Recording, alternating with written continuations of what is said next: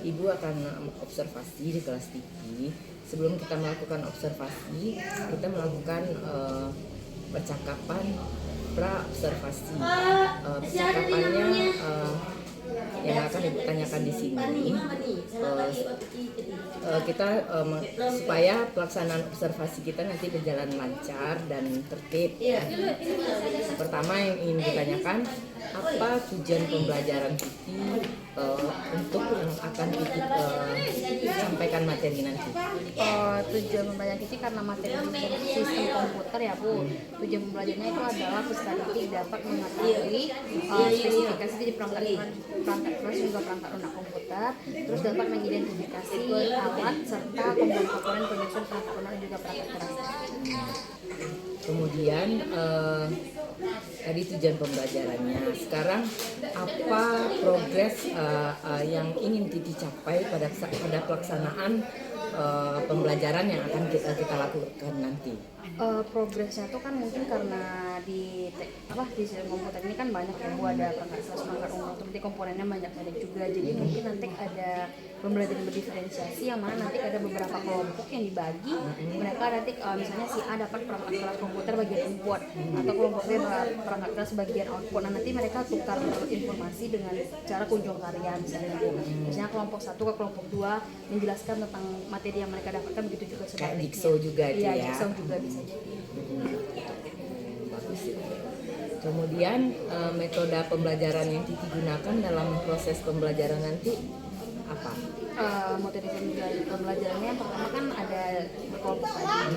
Terus media pembelajarannya nanti berupa PowerPoint atau slide presentasi ditampilkan, sama nanti ada beberapa video mungkin Bu, atau misalnya nanti ada kayak kuis atau activity dengan materi pembelajarannya.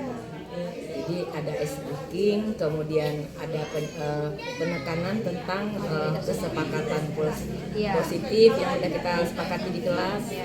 Kan di awal pembelajaran Titi menyampaikan itu kepada anak-anak kan. Kemudian Titi juga menyampaikan tentang kompetensi sosial emosional, menekankan ke anak-anak bahwasanya untuk memulai pembelajaran itu kita harus berdoa dulu. Menanyakan kepada anak-anak juga hari itu. Jadi cukup bagus yang progres yang Titi harapkan. Kemudian semoga tujuan pembelajarannya nanti tercapai pada saat proses pembelajaran. Terima kasih Titi. Terima kasih Bu. Assalamualaikum. Waalaikumsalam.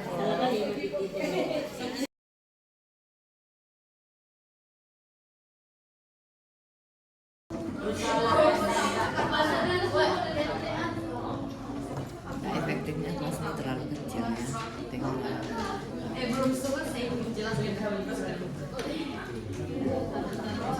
Ini nyaman sejuk, cuma duduknya kemudian pasti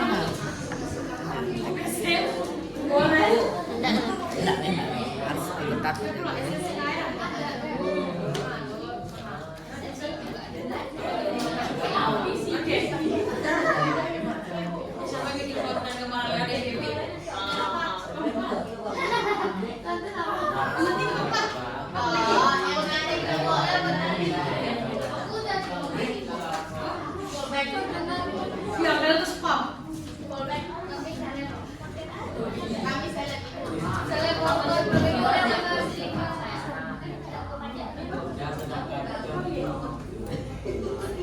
Oke, dan hari ini kita masuk kepada software berdasarkan sumbernya. Boys, ke sana. Kemarin software berdasarkan lisensi. Software berdasarkan lisensi ada 4 kepada Kak Baja. Raise hand. Ayo, freeware. Lagi.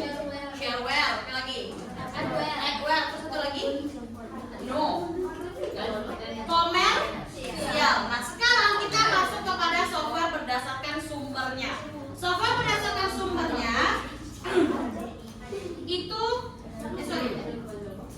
software berdasarkan fungsinya dulu ya. Software berdasarkan fungsinya itu ada 2. Yang pertama ada sistem aplikasi atau operating system, disingkat juga dengan OS. Adalah perangkat lunak yang berfungsi untuk menjaga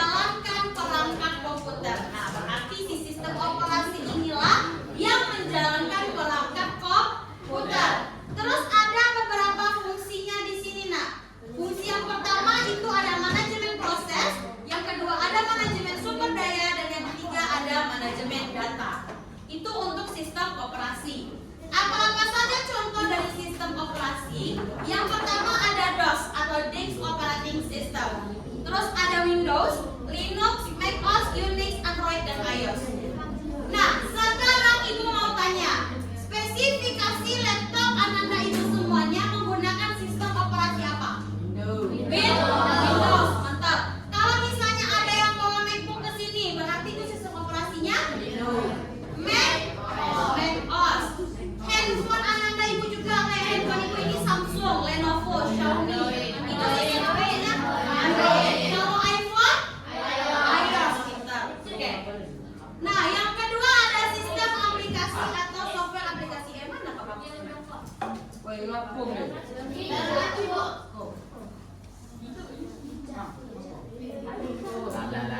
Nah, selanjutnya adalah program aplikasi. Program aplikasi ini adalah aplikasi yang biasa Anda gunakan di laptopnya masing-masing atau perangkat lunak siap pakai yang digunakan untuk membantu pekerjaan penggunanya. Aplikasi apa saja yang biasanya Anda gunakan? Untuk ngetik apa? Microsoft Word, terus apa lagi? Excel, Google atau Chrome, apa lagi? Mozilla, Firefox sama, Mozilla Firefox, Mozilla sama. Nah, ini beberapa contoh dari aplikasi. Nih, ini apa? Word, ini Excel, PowerPoint, ini ini ada Photoshop, ini Corel Draw, ini Opera Mini, ini Chrome, ini Mozilla Firefox. Oke. Nah, selanjutnya ada software berdasarkan sumbernya. Nah, tadi berdasarkan fungsinya ada dua, ada sistem operasi sama aplikasi. Sekarang berdasarkan sumbernya juga ada dua. Yang pertama ada namanya OSS atau Open Source Software. Open Source Software adalah perangkat lunak yang kode sumbernya atau source code-nya itu sudah dibuka ke publik. Tetapi kita sebagai usernya atau penggunanya tidak bisa memodifikasi kode tersebut. Tidak bisa didistribusikan, dipublikasikan kecuali dengan syarat-syarat tertentu. Apa saja contohnya? Oh, di sini ada Audacity, ada Sam, Linux, Notepad, sama Android. Apalagi contoh OSS yang lain? Nah, ini dia, ada beberapa. Ini OpenOffice, Ubuntu. Kalian pernah nggak lihat VLC Media Player itu? Kenapa?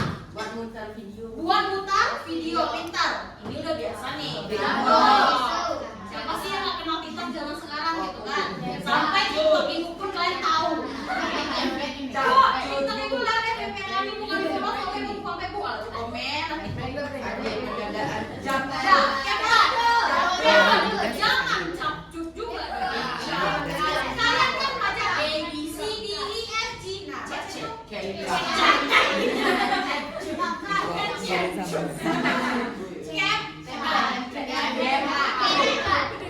bisa aja nih pertanyaan capcuk.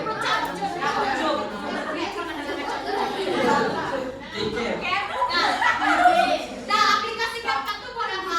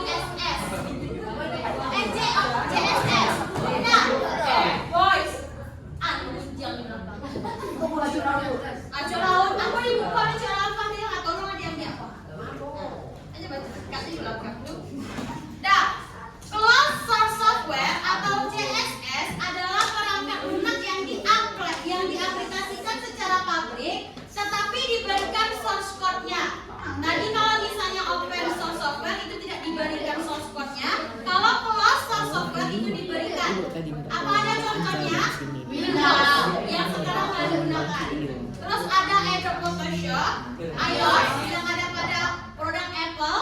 Terus ada Coral Draw, Camel Sky. Ini tahu apa? No. Ini adalah search engine dari produknya iOS. No. Kalau kita di handphone kita pakai Chrome, pakai Google. Kalau misalnya di iPhone ini pakai ini apa namanya? Tahu nggak? Bukan Kompas, memang gambarnya gambar Kompas. Ini namanya adalah Safari. Safari. Jadi mesin pencarian di iPhone itu namanya Safari. Dia nggak ada Google, nggak ada Chrome. Nah, karena dia produk iOS. Terus ini yang tahu apa? Iya, Snapchat. Anak-anak Gen Alpha masa nggak tahu Snapchat sih? Terus ini apa? Word, Excel, PowerPoint. Oke, lanjut. Interaksi antar perangkat. Nah, interaksi antar perangkat itu adalah dua komponen atau dua device yang saling terhubung. Contoh yang paling dekat adalah handphone Ananda. Laptop Ananda tidak ada jaringannya jika tidak ada tethering dari handphone atau dari Wi-Fi. Nah, itu namanya interaksi antar dua perangkat.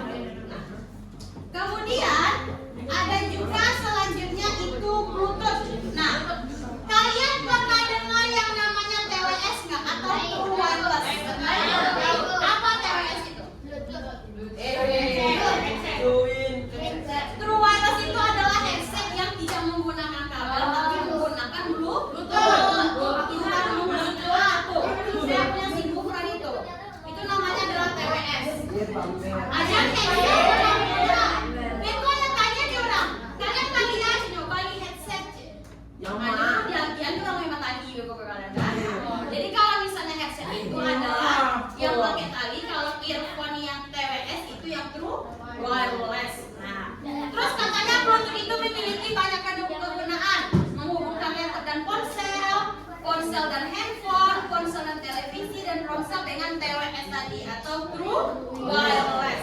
Terus ada juga berbagi koneksi internet dari telepon seluler dengan komputer yang lain terhubung secara itu disebut dengan tethering tadi atau yang disebut juga dengan PAM atau phone as modem. Dah paham? Sampai di sini? Dah, lanjut.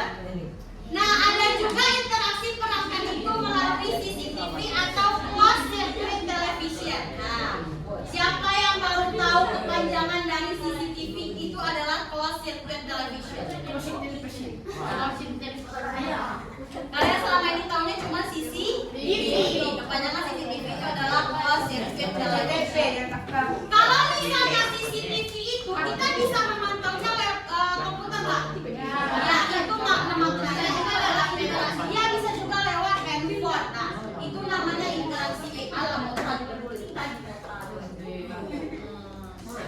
Mau tanya. Ibu tanya lah. Nah, permasalahan dan spesifikasi perangkat keras. Nah, permasalahan dan spesifikasi perangkat keras ini itu adalah bagaimana perangkat Ananda yang mengalami yang namanya masalah. Misalnya laptop Ananda itu sering panas atau sering nge-hang atau tiba-tiba nge-freeze. Nah, itu termasuk kepada permasalahan dari perangkat keras. Terus kalau misalnya spesifikasi itu adalah bagaimana komponen internal dari komputer Ananda ibu semua. Contohnya ada Lenovo, Acer, apa lagi mereknya ya? HP, Asus, apa lagi? Toshiba, Xiaomi. Nah, banyak kan? Nah, itu memiliki yang namanya spesifikasi. Coba lihat di laptop Ananda ibu semua, ada nggak di sininya? Biasanya di sini. Ada. Atau di belakangnya juga ada. Nah, di sana itu tertera spesifikasi laptopnya. Nah, sekarang ada beberapa jenis spesifikasi laptop itu. Yang pertama ada Intel, terus ada AMD, ada Core i namanya. Nah, jadi ada di beberapa laptop Ananda itu mungkin dia spesifikasi prosesornya dia menggunakan Intel. Intelnya ada Intel berbagai jenis juga. Ada Intel Inside dan juga ada Intel yang lainnya. Kalau AMD itu nanti ada Intel Inside contohnya ya. Intel Inside. Kalau AMD itu ada nanti AMD Ryzen. Contohnya. Kalau Core i itu sekarang ada Core i sampai Core i 9. Nah, jadi dari Core i itu nanti ada Core i itu sampai Core i 9. Semakin tinggi jadi spesifikasi Core i-nya, harganya semakin mahal karena prosesornya semakin bagus. Nah, itu untuk spesifikasi perangkat keras. Nah, ini adalah beberapa contoh spesifikasi dari perangkat keras. Ibu ambilnya Mikrotik OS sama Linux. Nah, di sini dia bilang di sini prosesor Intel dual core. Nah, ini berarti dia pakai prosesornya prosesor Intel. Berapa? 2,6 GHz. Terus mainboardnya Asus, memorinya itu 2 GB, harddisknya 20 GB.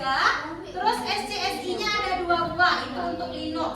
Kemudian Mikrotik OS itu adalah prosesornya Intel Premium. Nah, disebutkan apakah dia Intelnya Intel Inside atau Intel Premium atau Intel dual core. Kemudian nanti ada mainboardnya Antron, memorinya itu 1 GB, harddisknya 40 GB. Nah, itu adalah contoh spesifikasi dari perangkat keras. Kalau laptop Ananda Ibu biasanya ditulis di sininya, ada ditempel di sana. Nah, kayak punya Silvi ini dia pakai AMD Ryzen ini.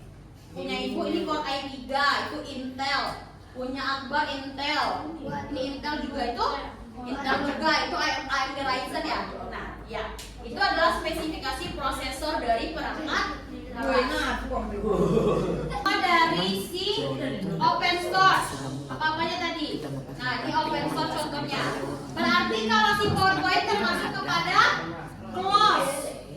Nah, berarti dia termasuk kepada close source. Terus fungsinya silakan anak ibu cari di search engine atau Chrome-nya. Tapi di buku juga ada, silakan dicari di Google ataupun di buku paket yang sudah ibu berikan. Kalau untuk yang di atas, nah aktivitas 1, berikan nama perangkat lunak yang biasa Ananda gunakan dalam kehidupan sehari-hari, baik di laptop Ananda ibu maupun di handphonenya. Aplikasinya apa saja? Contohnya perangkat lunak yang biasakan Ananda gunakan adalah handphone. Handphone itu Android apa iOS? Android. Android. Nah, berarti kalian bikinlah Android di sini. Android. Dia aplikasi atau sistem operasi? Sistem operasi. Nah, bikin sistem operasi di sini. Terus nanti jenis aplikasinya di mana? Silakan dilihat tabel 4 di buku paket yang sudah ibu berikan. Nanti ada jenis aplikasinya di sana. Nah, terus yang kedua, apa aplikasi yang biasa kalian gunakan lagi? Instagram. Instagram itu aplikasi apa sistem operasi? Nah, jenis aplikasi di sini. Apa jenis aplikasinya? Kalau nggak salah ibu itu adalah mobile sosial media. Ada contohnya di dalam buku. Nah, ini bukunya. Nah.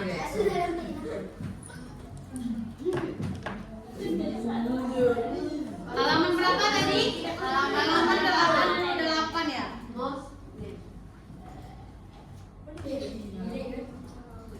Apa itu kecil? Gila kalau bahas wayar itu. Nggak gini.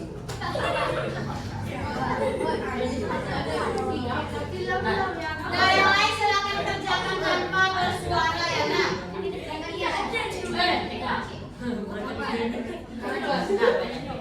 Alat Akbar. Inyo. Suara. Suara.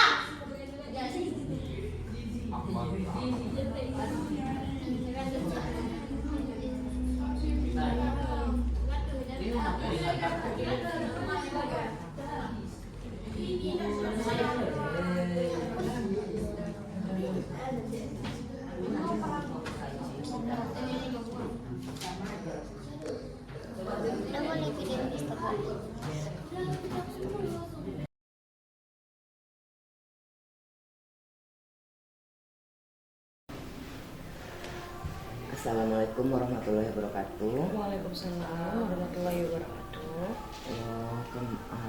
Ibu Titi, kemarin kita udah melakukan observasi kelas, pra-observasi dan observasi kelas. Dan hari ini kita akan melakukan percakapan pasca observasi kelas. Jadi pasca observasi kelas ini dilaksanakan pada saat P5 ya Bun Anda, pendampingan individu 5. Jadi hari ini Selasa tanggal 12 November kita melakukan pra observasi kelas. Pertama yang akan ditanyakan yaitu tentang tujuan pembelajaran kita yang kemarin Bu Titi. Bagaimana tujuan pembelajaran yang Ibu Titi apakan kemarin? Coba Bu Titi ulas kembali. Kemarin materinya itu kan tentang sistem komputer ya Bu, itu tentang perangkat keras dan juga perangkat lunak. Nah, tujuan kemarin itu adalah anak-anak bisa mengidentifikasi apa spesifikasi dari perangkat keras juga perangkat lunak, terus apa saja contoh dari perangkat keras dan juga perangkat lunak. Mengidentifikasi dan contoh dari perangkat lunak. Sampai di waktu kemarin itu digambarkan ini gambar aplikasinya, ini apa nama aplikasinya. Oke. Kemudian area pengembangan yang hendak dicapai pada proses pembelajaran waktu itu apa aja? Waktu itu yang ingin dicapai kan yang pertama karena masih kelas 7 ya Bu, jadi anak-anak tuh harus tahu dulu tentang komputer itu secara umumnya. Jadi kalau misalnya di sistem komputer itu benar-benar diajarkan dari dasarnya, apa aja perangkatnya, apa aja yang bisa digunakan, aplikasi yang ada di dalam komputernya. Nah itu tuh yang harus dicapai sama anak-anak cakupannya, biar mereka lebih paham nanti apabila saat penggunaan komputer baik di rumah ataupun di kelas digital sekalipun, seperti itu. Jadi pengembangannya anak-anak bisa dan mengerti apa yang dibutuhkan, kemudian apa nama-nama softwarenya, jadi nggak bingung mereka menggunakan. Oke. Selanjutnya strategi yang dipersiapkan waktu kemarin itu apa? Karena anak-anak zaman sekarang itu kan lebih suka belajar sambil bermain ya Bu. Jadi ada satu aplikasi atau satu web yang digunakan itu namanya GameKit. Jadi GameKit itu nanti mereka bisa bermain sambil belajar. Nah jadi di sana nanti ada platform untuk bikin kuisnya. Jadi itu ada beberapa pertanyaan yang dimana pertanyaan itu dijawab nanti akan menghasilkan energi. Nah energi ini yang akan dijadikan anak-anak untuk mereka bermain di dalam game tersebut. Mereka bisa berjalan di games tersebut, bisa menjalankan games tersebut. Jadi kalau misalnya mereka tidak bisa menjawab soalnya dengan benar, mereka akan kehabisan energi dan tidak bisa bermain gitu. Jadi mereka bisa belajar tentang kuis-kuis yang sudah diberikan sama belajar sambil bermain itu. Kemudian bisa membantu juga kali ya untuk anak yang estetik ya. Benar Bu. Kemudian tadi kita udah berbicara tentang strategi ya. Aspek dan strategi pengembangan ini kira-kira pengembangannya untuk masa yang akan datang itu bagaimana Bu Titi menerapkannya? Kalau untuk kedepannya bagaimana setelah ini gitu, tidak sama dengan yang ini gitu. Kalau misalnya pengembangannya mungkin tidak jauh berbeda Bu dengan yang sekarang, karena bagaimanapun kita juga terjebak dalam dunia teknologi gitu ya. Mungkin kedepannya masih akan menggunakan teknologi, mungkin menggunakan aplikasi yang berbeda dengan aplikasi yang sebelumnya dipakai. Karena kalau misalnya nanti anak-anaknya itu sudah bosan dengan aplikasi yang itu saja, kita harus mengupgrade lagi dengan aplikasi yang baru, yang mana aplikasi tersebut juga bisa membantu proses pembelajaran seperti itu. Berarti harus ada pembaruan. Ya, harus ada upgradingnya. Sekarang kan kita belajarnya dengan metode berdiferensiasi. Selain dengan game tadi, bagaimana Bu Titi menerapkan pembelajaran berdiferensiasi di dalam kelas itu agar tujuan pembelajaran Bu Titi bisa tercapai dengan baik? Oke. Kalau untuk diferensiasi sendiri kan itu ada beberapa kan Bu ya, proses konten produk segala macam. Nah kalau misalnya untuk proses sendiri itu paling nanti dibedakan LKPD-nya. Jadi LKPD yang di dalam kelompok itu berbeda-beda, tapi inti dari LKPD itu sama. Cuman bedanya nanti penyampaian dari kelompoknya, mereka presentasi satu persatu, yang mana nanti teman sejawatnya bisa memberikan informasi yang mereka selesaikan di AKPD yang pertama, terus rekan sejawat selanjutnya itu bisa juga mempresentasikan dengan AKPD yang ada di kelompok lainnya. Jadi mereka saling bertukar informasi gitu mengenai AKPD-nya, Bu. Terus nanti kalau misalnya ada tugas Setelah AKPD dikasih anak-anak berkelompok. Iya, anak-anak berkelompok. Nah, terus nanti kalau misalnya tugasnya itu berupa produk, nanti diserahkan aja kepada anak-anak. Anak-anak itu nanti mau produk itu seperti apa. Mereka maunya produk yang berupa poster kah, atau produk yang berupa video, atau misalnya mau dia bikin produk 3 dimensi. Nanti itu diserahkan aja sama anak-anak. Iya, dan kebetulan itu pun kemarin di kelas digital Iya, ya, di kelas jadi digital. gampang untuk menyalurkannya. Kemudian Bu Titi, kita hubungkan dengan pembelajaran yang berbasis kompetensi sosial emosional. Bagaimana Bu Titi menerapkan KSE dan PSE ini dalam proses pembelajarannya? Kalau sosial emosionalnya mungkin di sintaks di bagian kegiatan intinya, Bu. Atau di pendahuluannya juga bisa. Yang pertama kan kita harus tahu dulu mood anaknya seperti apa. Jadi sebelum awal pembelajaran tuh kita tanya dulu apakah kesiapan mereka dalam belajar ini sudah bagus atau belum gitu. Misalnya tanya dulu keadaannya hari ini bagaimana. Terus tanya juga pelajaran sebelumnya itu gimana, apakah kalian suka atau enggak gitu. Terus kalau misalnya di kegiatan inti pembelajarannya paling diselingi aja, Bu, dengan kegiatan-kegiatan kayak ice breaking gitu biar mereka nggak bosan gitu, Bu.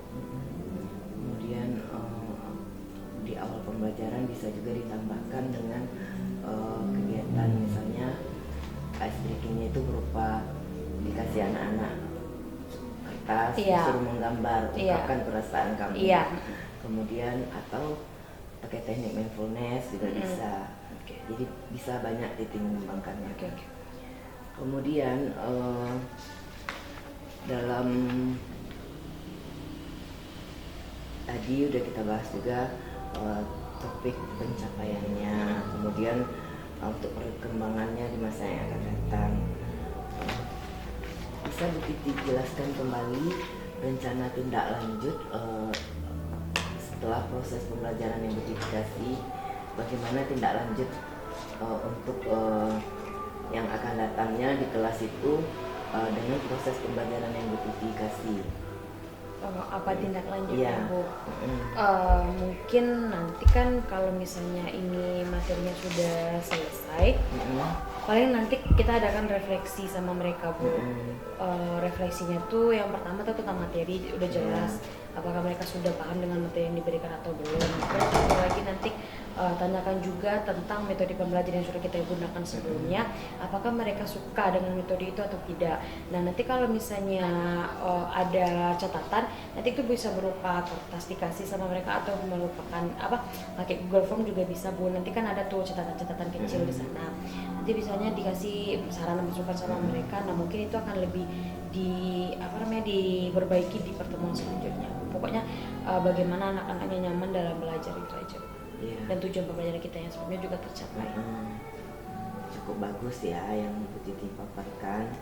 Jadi intinya proses pembelajaran itu dilaksanakan dengan metode berdiferensiasi, kemudian menerapkan nilai-nilai positif kan, kayak kemarin Bu Titi kasih ke anak-anak kesepakatan kelas kita ini anak-anak udah patuhi kata Bu Titi kan.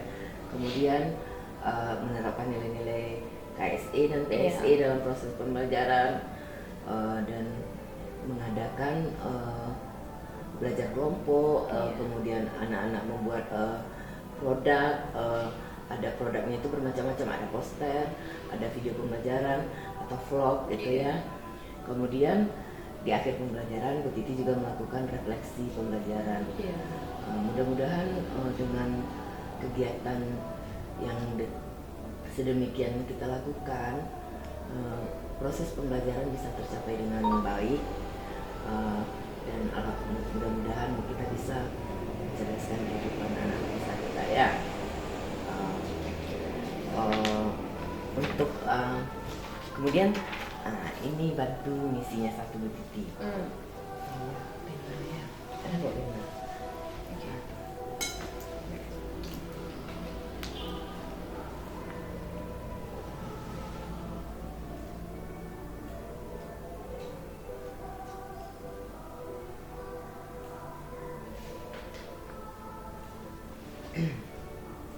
Ini ketika Iya, tahun ini Bu. tahun ini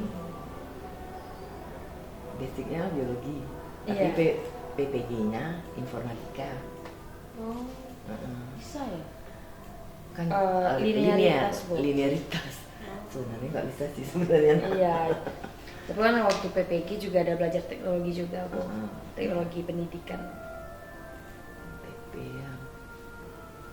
Jadi di PPG karena PPG-nya jurusan informatika, TIK, makanya untuk P3K-nya lolos Di informatika gitu. iya. Iya Bu, bukan Jadi di biologi. bukan biologi. Jadi guru IPA itu linear sama informatika.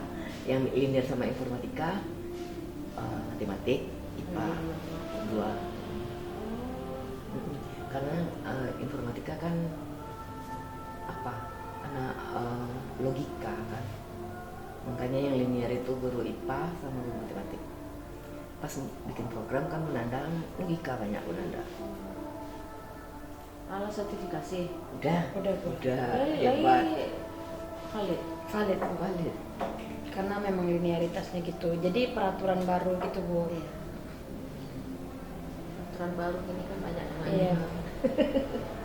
Tapi suatu saat kalau disuruh ngajar biologi harus bisa juga ya. Iya, sekarang karena udah ngajar informatika di sini, ngajar tambahan biologi di les Bu, biar nggak hilang ya biologinya. Tapi kayak yang guru IPA. sebelumnya ngajarnya di mana? Belum ada ngajar Bu. Titi S1 lolosnya itu wisudanya di September 2022. Habis itu langsung ambil PPG, Rajab. Desember langsung masuk. Habis itu 2023 langsung selesai. 2023 kan awalnya kan dikasih angin buat penempatan gitu kan Bu, tapi ujung-ujungnya ternyata dikasih kesempatan buat ikut P3K. Nah karena Titi tuh maksudnya maunya itu di Payakumbuh, kayak nggak mau keluar lagi gitu kan Bu, karena biologi itu adanya dekatnya cuma di Sumatera Utara Bu. Nah Titi nggak ada keluarga di Sumatera Utara gitu, jauh banget Bu. Jadi kalau misalnya di Sumatera Utara Titi ambil nanti kan mutasinya susah, jadi orang sana gitu. Terus Mama Titi anak pertama juga, terus kata Mama di sini aja nggak ambil katanya gitu. Nah kalau di kabupaten itu kemarinnya ada namanya guru kelas. Jadi biologi ini linearitas itu banyak Bu. Ada ke guru kelas, guru PKWU, informatika sama guru IPA. Nah karena di kabupaten 50 kota itu kan Titi kan tinggalnya di Taram ya Bu, kabupaten, jadi nggak banyak peluangnya. Nah kebetulan Payakumbuh buka TIK gitu. Nah terus dia juga mikirnya kayak Hebat mencari peluang. iya kalau misalnya di TIK kan SMP ya paling belajar tentang komputer aja, tapi ternyata salah ya Bu ya, masih ada pemrograman. ya. Nah tapi kan sekarang kan udah keluar lagi tuh peraturan baru, kalau pemrograman analisis data kan belajarnya Nggak di boleh. SMA Di ya. SMA. Jadi kan masih bisa belajar otodidak gitu kan Bu. Jadi selama ini sejauh ini udah 6 bulan Titi di sini ya aman-aman aja, masih bisa Masih dipelajari dasar-dasar. informatikanya. Ya alhamdulillah. Bisa lolos belajar di sini, sendiri. Bu. Jauh itu di Taram kemarin ya. 20 menit. 20 menit. Iya. Itu kencang tuh. Enggak Bu, lambat.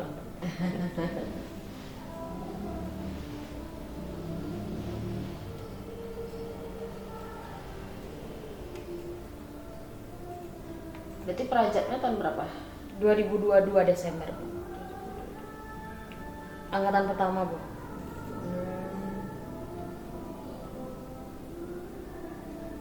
Prajab itu tes juga masuknya. Iya, ada 3 kali tes Bu. Ada ngisi esai, ada tes substantif sama wawancara. Itu di UNP kan? Iya di TPNP Bu. Bayar tuh. Alhamdulillah dibayarkan pemerintah. Gratis. Sampai kini masih gratis. Itu gratis. Oh berarti Dini, Titi itu jalur PPG Prajab itu. Iya. Kalau Kak Dini ini Bu, PPG SM3T. Oh iya ya, tinggal ya. 3T ya. Hebat lo lah ya. Langsung sertifikasinya langsung cair lah gitu ya. Iya Bu. Iya, 3T ya. Dia lulus yang setahun sebelum Titi ya. Iya Bu. Jadi guru muda ya banyak di SMP 4 lagi. Iya Bu. Ukuran keberhasilannya kan ada nilainya 80 atau 70 Titi. Titi apa aja? Oh. Nah, menurut Titi berapa Titi bisa capai gitu? Oke. 80 atau berapa gitu. Oke. Terus pendukungnya ini sarananya ya Bu. Iya.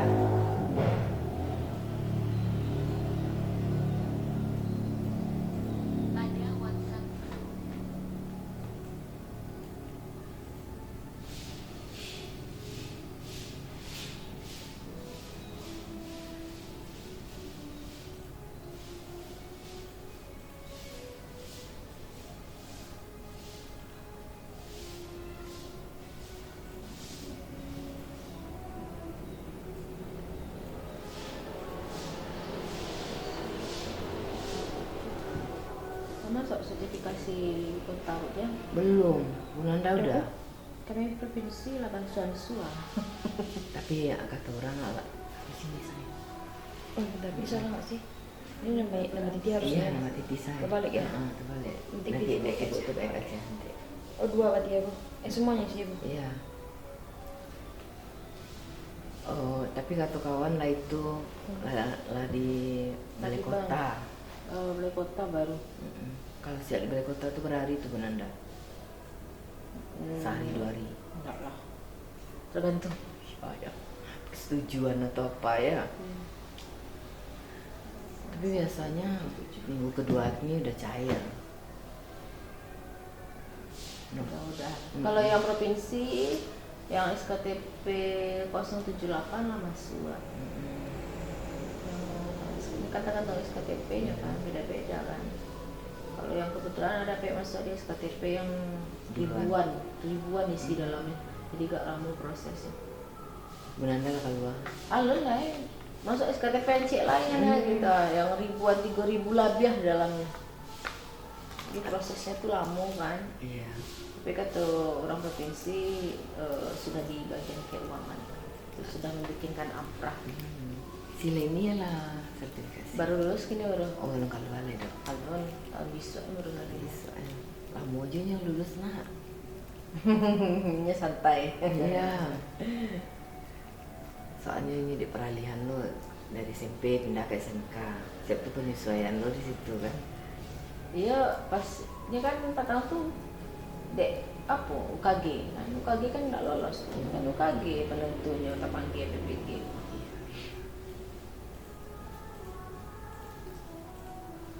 Itu berarti patang-patang tuh nyama jalan udah pelampe itu tuh. Di Plampe Oh udah pelampe kan. labi-labi malah kalau di SMK Kampe jam banyak kan. Iya.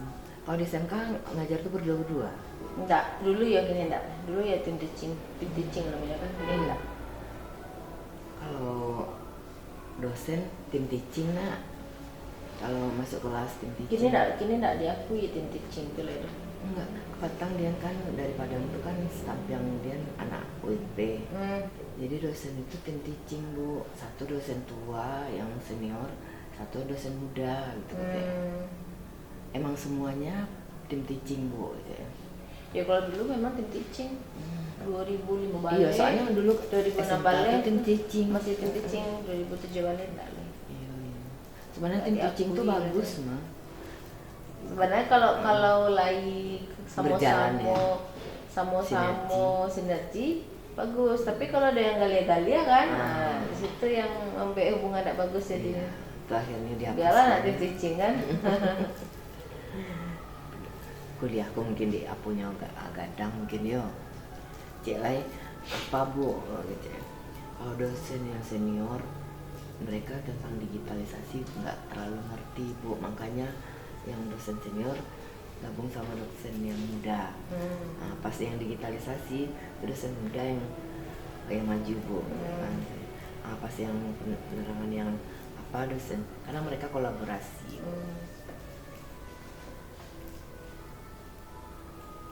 Jadi untuk dosen-dosen tuh harus ada S3 gini. Yang Iya, harus S3 gini. Iya. S2 lah minimal. Iya. S2 tuh hanya hasil tuh setahun jalan harus ambil S3. S3 ya.